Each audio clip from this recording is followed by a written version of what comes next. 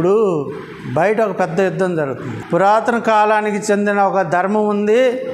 ఆ ధర్మాన్ని ఇప్పుడున్న మా రాజ్యాంగాన్ని మేము రద్దు చేసి దాన్ని తీసుకొస్తామని చెప్తున్నారు మన వాళ్ళు.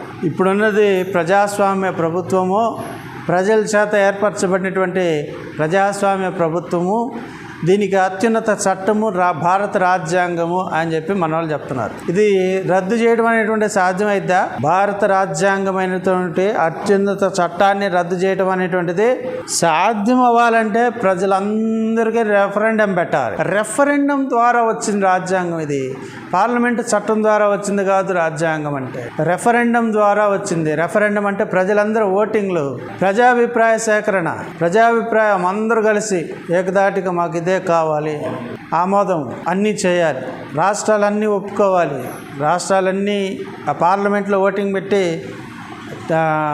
2/3 మెజారిటీ రావాలి.